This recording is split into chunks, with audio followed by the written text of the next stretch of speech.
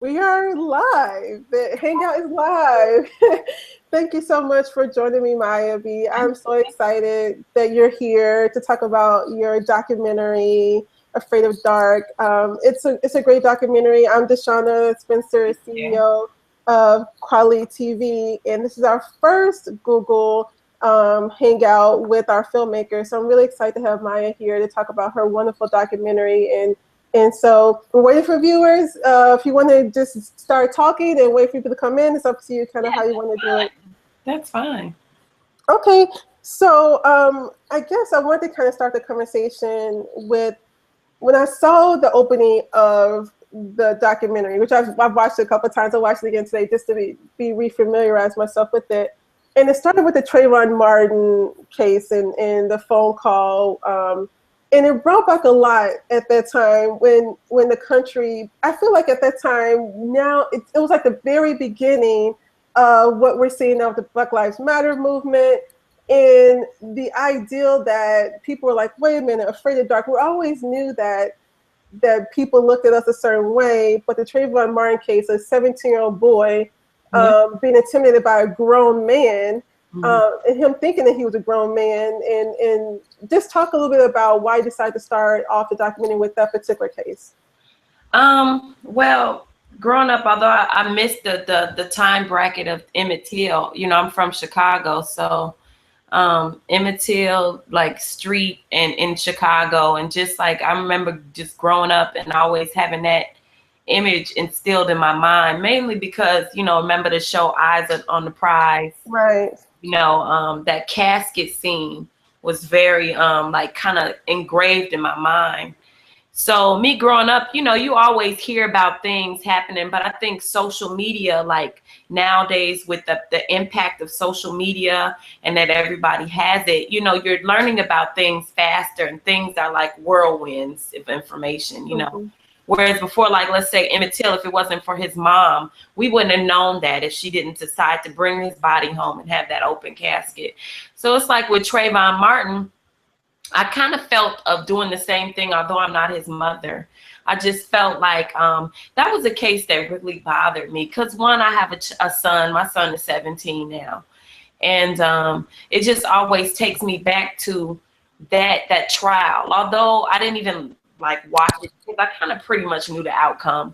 Right. Unfortunately, once you know racism in America, you pretty much know where it's going. Nothing should shock you. My mother used to say that, and then never even as a kid understanding it, but now I do.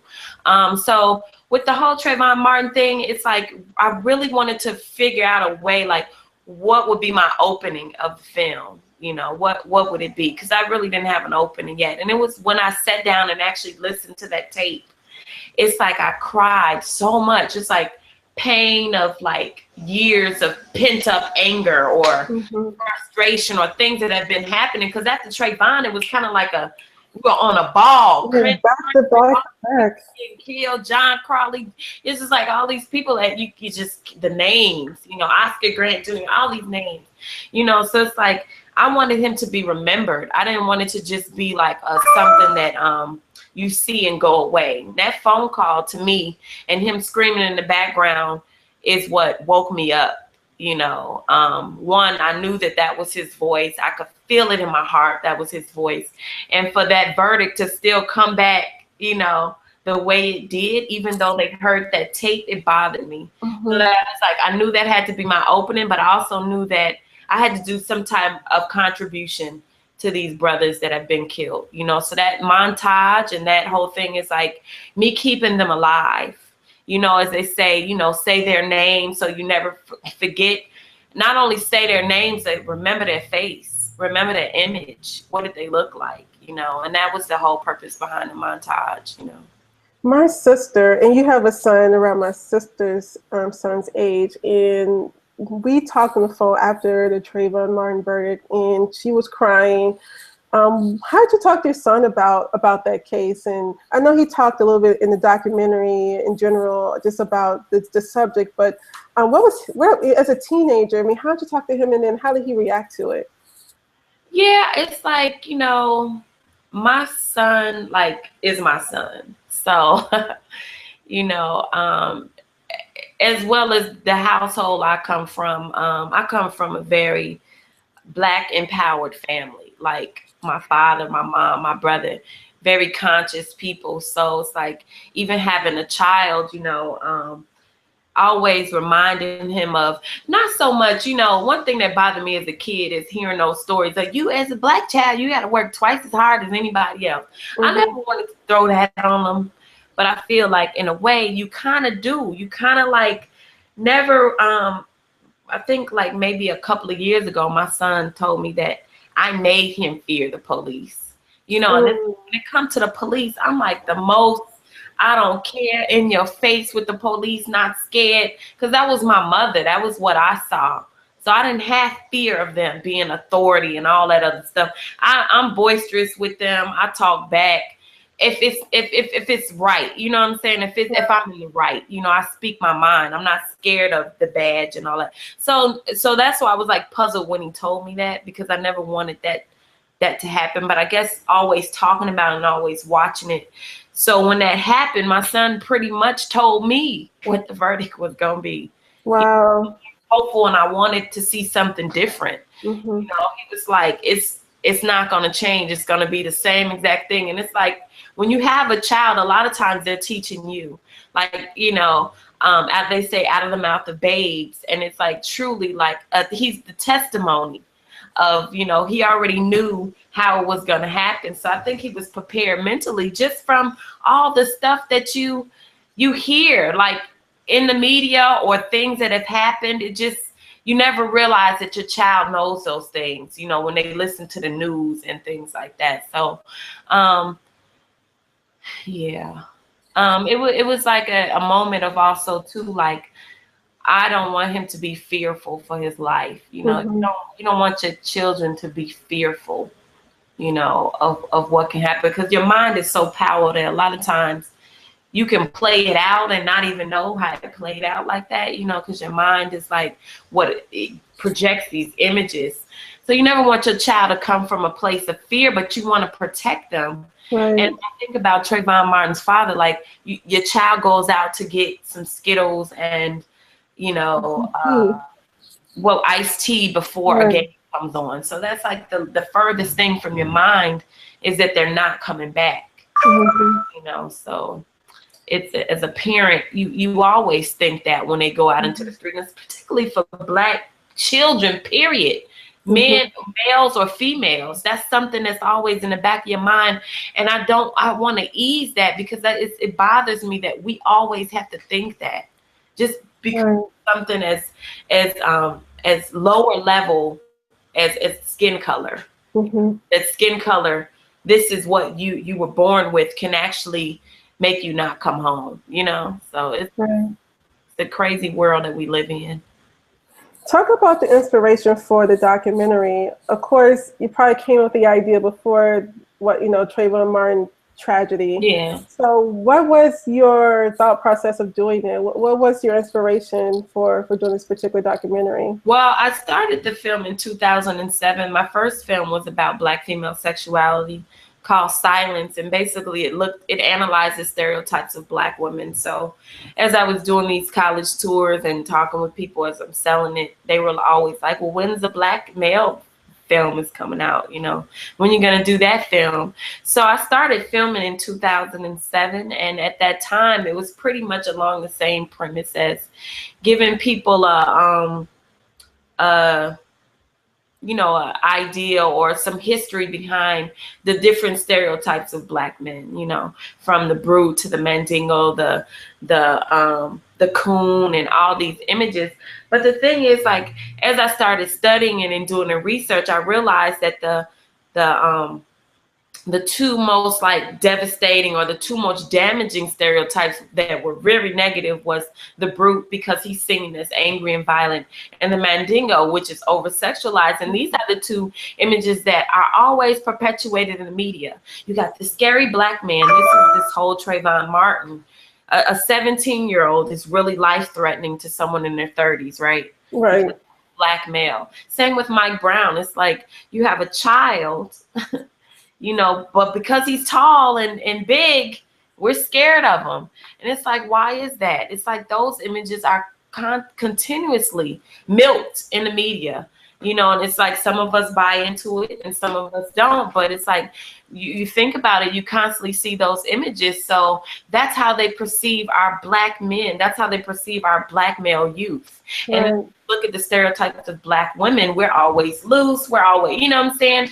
To speak our mind, we got to be a you know, Black over, you know, controlling, like, you know, whatever, you know what I'm saying? So it's like we have all these stereotypes placed on us on a daily basis, you know. So my point of doing the film was to give people a different light, something that you don't always see. You know, we always hear Black men ain't shit. We always hear Black men don't take care of their kids. We always hear, oh, they not built for relationships. They like white women. They, you know what I'm saying? You hear these negative stereotypes on a daily basis, even in some of your own friendship circles, you know what I'm saying? Or on the streets in the community. But we never see regular everyday Black men. It's not just so much the Dr. Cornel West's and the Khalil Muhammad's in the film, but it's everyday Black men that I talk to that are just beautiful people that we would never get a chance to hear their story, you know, because we're so bombarded with the negativity all the time. Black men do take care of their children. My father was one of those Black men. You know, Black men are capable of love and relationships. You can testify to that. You know, I can testify to that. We as Black women can testify to the relationships that we've had with these men that aren't necessarily put in these films that we see all the time or TV shows that we see. I mean, now you're starting to see it, which I'm happy about, you know, but you can't leave it to Hollywood to tell your image, to tell your story, to be representative of what's going on in our lives, you know, because that's just not us, you know. So I just wanted to tell a different story. That was my main goal. And also have something to pass down to my son, you know. Yeah, as I mentioned earlier, your son was in the documentary. He was talking about like the relationship with his grandfather and who he looks up to, and the fact that, like you mentioned, there are Black men who are taking care of business. I mean, the documentary really talks about that a lot, about Black men actually doing what they're supposed to do, as opposed to what the narrative we sometimes see is that they're not active in our communities at all, which is, you know, which is very negative. I really feel like your documentary did so much more and talk about being afraid of dark, but you really looked at a lot of those negative stereotypes. One part, like the LeBron James picture that a lot of people were talking about when he had the model, and then they had the other picture of like an ape or a gorilla with the white. Yeah, I mean, things like that that I think mainstream media may not even see what the problem was, but for Black America, we were like, wait a minute, this is a problem. You know, once we saw the picture. It's interesting because the world never knows about racism but us. Right. Because we they don't see color. As soon as you step out the house. And the sad thing is that white supremacy is not just in America, it's worldwide. So, I mean, you could be in Mexico and you got somebody clenching their purse thinking that you about to rob them, because it's there too, you know, like these images are over there as well. So it's just like, you know, I feel like Black people have the hardest time in the world, and it's like getting people to sympathize with that is not easy, because people always say, like, say for like with the Black Matters campaign, lives matter, period. But that's not the point. You know what I'm saying? We're not saying that lives don't matter. All people don't matter. It's Black people that are being killed and murked on a daily basis.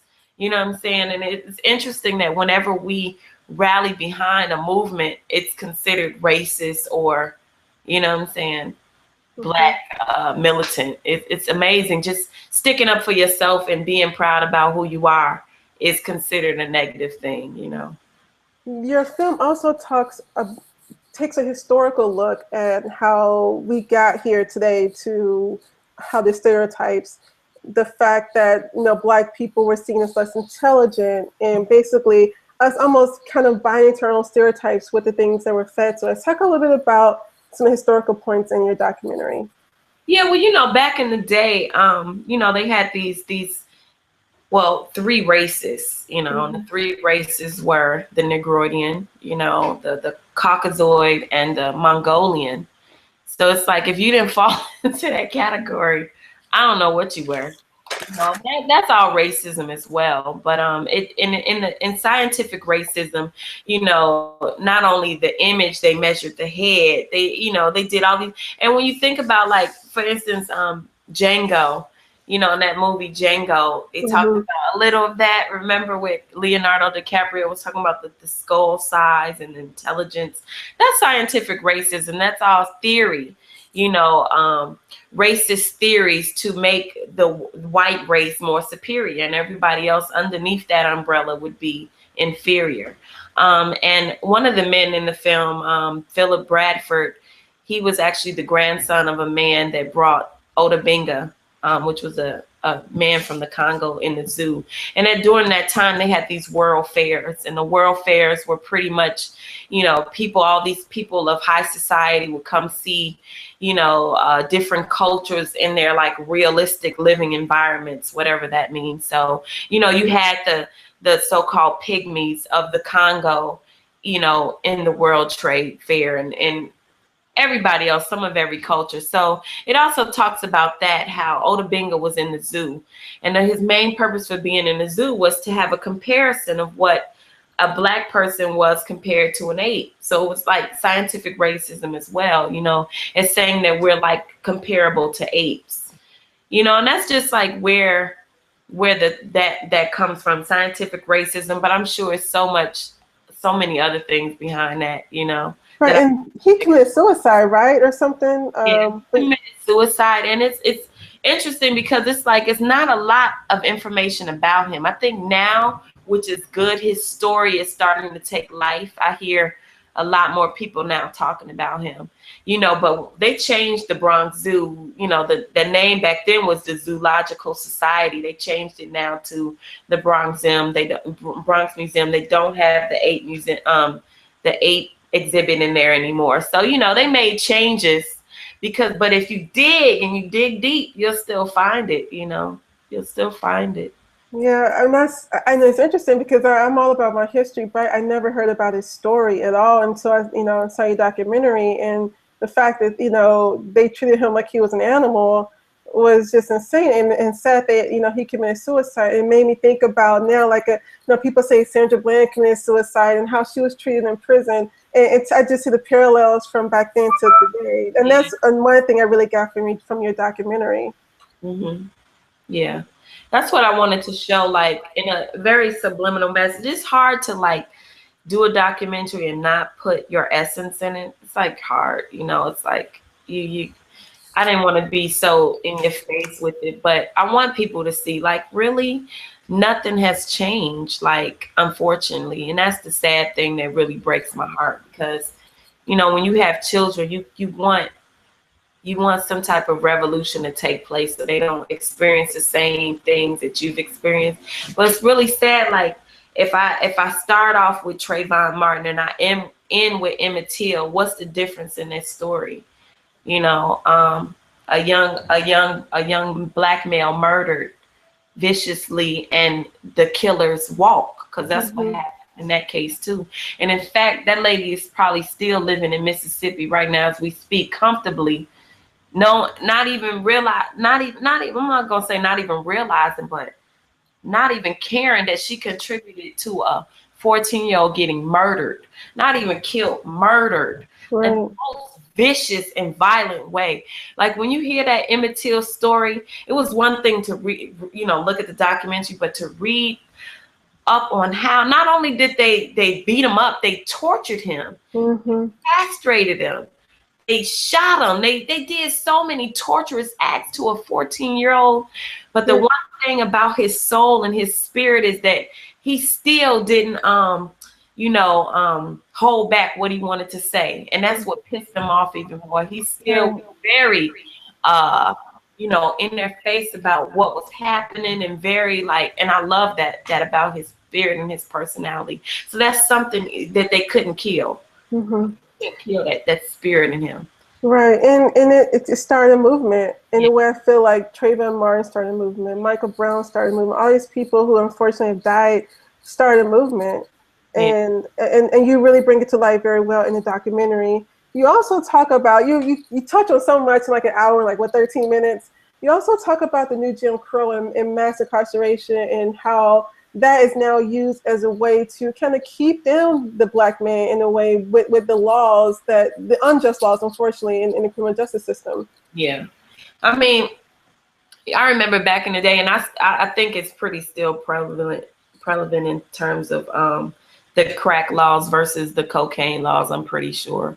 But, you know, so many brothers got caught up in that crack. And also, just even if you're not doing nothing, like when I think about my son, like we can sit here and talk about, I think Sam Greenlee stated that a lot of people in prison belong there. And that's one way to look at it. Like you got people in prison that do some crazy, you know, stuff that belong there. Right. You know what I'm saying? There's no coming back from. But then you got people like George Jackson, you know, that was in there for allegedly stealing $70 from a gas station and did 10 years, you know, for allegedly stealing $70, you know, 10 years of his life, and that ended in prison. And, you know, and we got people today that are still, you know, in prison for crimes they did not commit. You know, people that still, like Assata Shakur, that still have bounties on their head for things they didn't do, you know. And it's really sad because you have a population of a huge, look at Mumia, a huge population of people that have been sitting in prison 20, 30 years just there. And you know, they're not supposed to be there. They're not supposed to be there. And then you think about also like how they criminalize children. I think about my son, just in the state of New York alone, and I'm sure other states are worse. You get a summons for riding your bike on a sidewalk, you know, and you have to ride your bike on the sidewalk at 14. Who does that? Really? You have to ride your bike in the street at 14, risk getting hit. These people don't know how to drive. But my son got a summons for riding a bike on the sidewalk. My son he jumped down on the train station. Yes, it was unsafe to get his phone. He got a trespassing ticket. Not only just had to go to court, had to get a lawyer, you know, just all kinds of things to criminalize a kid that didn't do nothing. Right, because I would have gone down there and got my phone. Are you kidding me? Like, are you kidding me? Like, really? He's in jail for trespassing? I had to go get him. It's like things like this is just like, do anything to get you in the system. And that's the sad thing, because literally you could just be walking while Black, driving while Black, shopping while Black, anything with this, and go to jail for no good cause.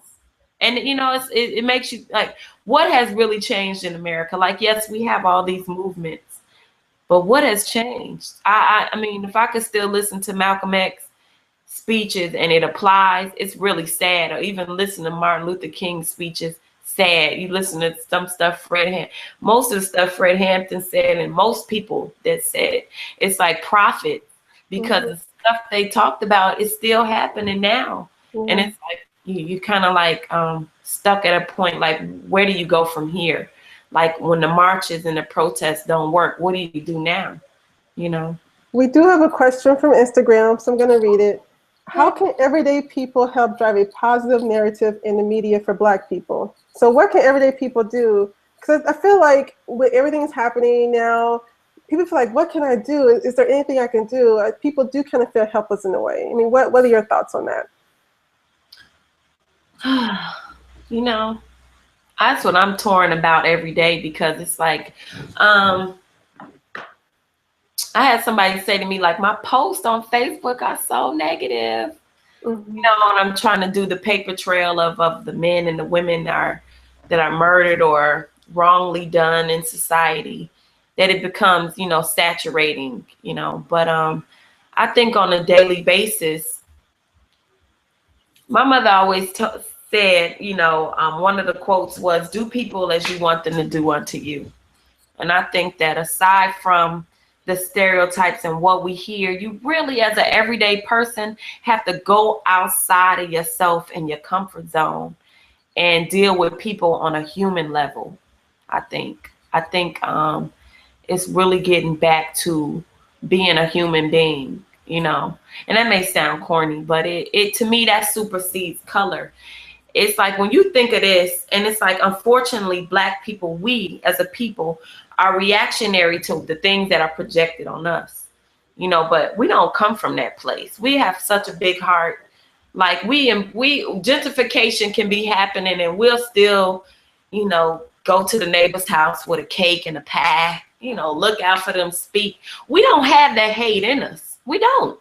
I think as an everyday person, we as a people, as a human race, have to stop looking at this exterior and really deal with the people from the heart. Because traveling, when you travel and you go outside of your comfort zone and you travel to other countries and you meet beautiful people that don't even speak English, but it's just a common bond of goodness and good-hearted people, you feel like, even though you may not know the language, to me, that's going back to what human is, what's going back to being a human, you know.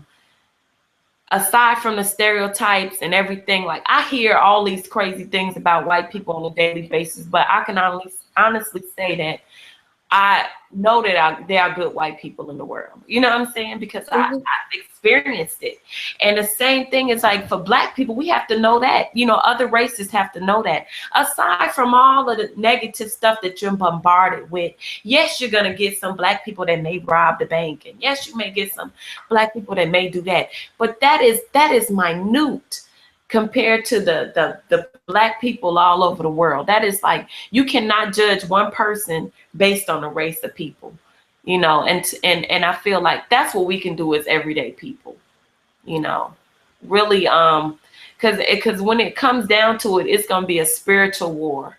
Like this is not even going to matter, because my brother can stab and kill me as quick as anybody else with a different face or colored face, you know.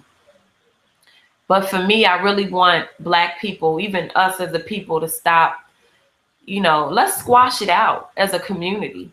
You know, we got so many things that prevent us from uniting that is, to me, petty.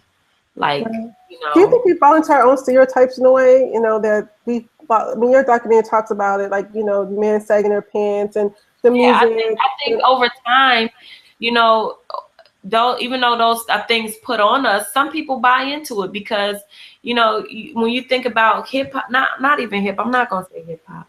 When you think about some rap music, you know, and the projection of, you know, the brothers with their pants sagging, or the projection of the prison life or the thug life selling drugs. Yes, you have that out there, you know, but when you think about that's in any race, you know, I'm sure that like the Latino people or people that speak Spanish don't necessarily agree with how they're portrayed, and the Asians, you know what I'm saying? But I think that as a collective, you know, you got so much music, hip hop music, that supersedes all the negative stuff too. You got so many books out there that you know, go against my mom and her lollipop, or whatever those 3 books are. You know what I'm saying? It's just the information is out there. There are tools out there that are accessible now through Google, through the internet, through all these, you know, that there's no reason to really be ignorant anymore unless you want to be, you know. And before, I guess my last question, 30 minutes went by really quickly, is you talk about redefining the stereotypes, and one of the parts in the documentary mentioned like what a woman's role, the Black woman's role, and how we can help redefine the stereotype of Black men. If you can talk a little bit about that. Yeah, that's interesting you bring that up, because, you know, I would say out of the whole film, that's probably the one thing that people talk about, that part of Kenya Stevens. She's a part of Juju Mama, or she's the founder of Juju Mama, because a lot of people don't believe that, you know. But it wasn't so much that I listened to those roles and I was like, yes, I'm gonna do all of that. It's more so like, I feel like a lot of times Black men are emasculated and their power have been taken. You know, you have women that are very, very independent. I'm one of them, you know, and there's so many women now independent, raising children on their own, things of that nature. But I think that, you know, that what Kenya was saying was basically to give the power back to men. That's how I took it. Mm-hmm. You know, you have to let a man feel like a man. Right. Ultimately, I'm married, so I you, totally get it. you can't be too independent and I think that's what she was saying in the film. Like, you know, not so much he's the leader and you're gonna be down here. You know, I know she was doing all that with her hands, but I never when she talked about, I never thought of it as like a minute role. Like, you're the woman and you're down here. I don't even think that was the purpose of her saying that. It was to create a balance. If everyone has a role, it's balance. It becomes like a you know, like a balance beam. You know, you can't have one person too much here and the other person down there. So it has to be a balance, and you define that balance with these roles. You know, making a man feel empowered, making a woman feel empowered, because ultimately that's the relationship. You know, it's going to take compromise. It's going to take sacrifice. And at the end of the day, you know, people have to feel like they matter, you know. So, yeah, Kenya and the roles, I felt like it's some things I agree with and some things I don't. But it's a purpose for it, because I feel like nowadays when we think about those roles, we think about those roles of the past, probably of something like our parents did. You know, but those are roles that, if you think about it, worked. You know, like now what's working? Like relationships these days to me are like all over the places. You got people that want to be in open relationships. You got people that are polyandrous. You got people that's polyamorous. I can't even think all the titles out there, you know. But and maybe they all work. They all work for different people. But I know that the roles that she was talking about back in the day worked for my parents. They worked for our grandparents. They worked for, you know, now it's anything goes. So if you want to look to something that works, you may not totally agree with it. Some people, I know I got a lot of, you know, a lot of feminists, so-called feminists, like had the backlash about it. But right. I don't even think it was intended for that, you know. It was right. And she also talks about Barack and Michelle Obama. I mean, Michelle Obama in her own right is a very accomplished woman who's extremely educated. And I don't really think she would see herself as being inferior to President Obama. I think she just knows that in order for a man to be successful, she has to pump him up a little bit and make him feel like a man. So I totally got that. I feel like I did kind of like, whoa, you know, I can see some people really being very uncomfortable, especially women uncomfortable with what she had to say. But as someone who has been married, who's been married for a very long time, I have my own goals too, but I also do make sure that my husband, I make sure that his goals are just as important. And I think that was the ultimate goal of women, helping our Black men. If they feel inferior, they go to their jobs and a white man treats them a certain way. They go home, at least they know that they're not going to be treated the same way that they are at work. I mean, that's kind of what I got from it. We have to get back to empowering each other, because that's the only way it's gonna work. Not even just in the home solely, but on a community effort as well. You know, that partnership. You know, even if you're doing your own thing, it's like behind every strong man there is a powerful woman, and vice versa. You know, it's to say too that behind every powerful woman there is a powerful man. It goes hand in hand. It's like that is the missing link. One person cannot do everything alone. It's just not happening. Even when you make a film, there's not one person doing everything. You have a person that might write the script, somebody might direct it, somebody might produce it, somebody might edit it. That is relationships in general, community, that's relationships, partnerships. You know, we got to get out of the mindset of always wanting to be an individualist, because that's not helping us. Being an individual is not helping us. You know, I'm not too independent where I'm going to say I don't need a man. That's crazy to me. You know what I'm saying? Or a partner, whatever people, you know, are into. You need that balance, you know. Right. We're over time, but we do have one more question if you do have time to answer it. Someone wanted to know on Twitter about how can adult males get more involved in the lives of young Black men? I mean, you talk about it a little bit in your documentary. You know what? I know it's like we're at a weird place in the world because, you know, people don't often let their children go off with men, you know, their boys. But me, you know, after I was divorced, I always had a lot of positive Black men around me for my son, you know. But you know, I would love to suggest, you know, take a little brother to the movies, but you know, you still got to be aligned with the parent, you know. And but that would be a beautiful thing, you know. Getting back to, even if you see the young boys on the court, you know, and you go play basketball with them. More importantly to me is having discussions with them, because I feel like we're in a society now where we fear the youth. You know, I could be walking across the street and I see a group of young boys, and it's so ingrained in you to think, oh, I don't want to cross the street over there. You know, you force yourself to cross the street, and it's nothing but love. We got to get back to, as I stated earlier, getting outside of your comfort zone. If you see young people doing something that's not right, you have the responsibility as an adult, I feel, to talk to them. There's no reason in the world, I don't care if they belong to whatever gang, that you should ever fear a child, and that you should fear that that connection's not there, because I feel like that's what we lost as a community. Those connections, us connecting with the elders. Me, I love talking to older people because I learn so much from them, and learning is lifelong.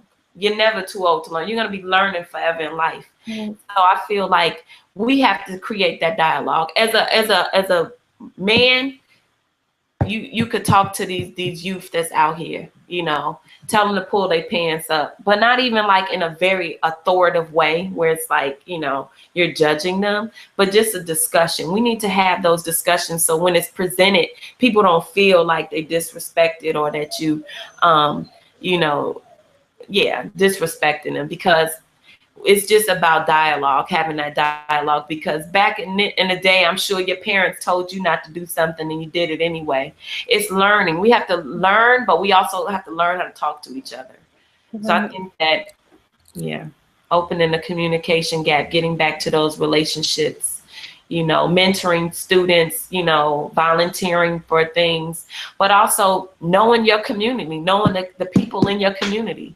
Because we don't have neighborhoods anymore. I mean, we don't have communities anymore. We have neighborhoods. We can have a block party and I don't know nobody on the block. That's partially my fault too, you know. Yeah, we have to get back to the community. I totally agree. That is my fault. Like, even when we talk about the violence against Black people, community, getting back to those relationships is what's gonna really strengthen us. Also, like, when the whole Trayvon Martin thing happened, I remember boycotting Florida was a big thing. Why couldn't we do it? Right. Why couldn't we do it? Why couldn't you not go to Disney World? I just don't get why we don't, as a collective, do things that we know will impact them. We spend the more money than anybody in the world, but we can't boycott nobody. You know what that would do? That would shut the system down. If for one day we said, I'm not buying it. One day, instead of buying from you, I'm gonna buy Black. You know, it's like, for whatever reason, that's what I'm saying, that communication and getting back to the love of each other and those principles of love for community, that's what's gonna save us. Right.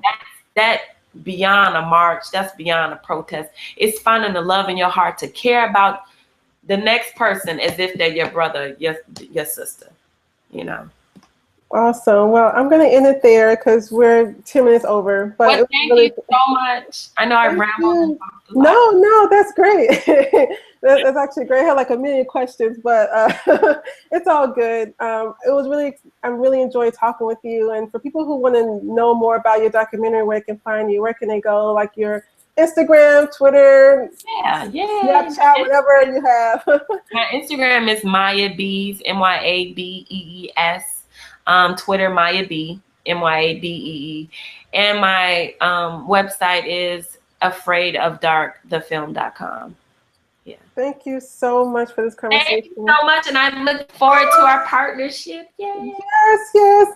People, please watch Mya B's awesome documentary, Favorite Doc, on kweliTV. If you have not registered, have not subscribed, you get a 30-day free trial to check out kweliTV, her documentary, and so many other great films and programming on our platform. I'm DeShuna Spencer, founder and CEO of kweliTV, and you just listen to Mya B talk about her awesome documentary, and we'll be back in 2 weeks with another filmmaker talking about their work. So until next time, everyone have a great night. Yes, buy black. Yay. No. Yes. Bye.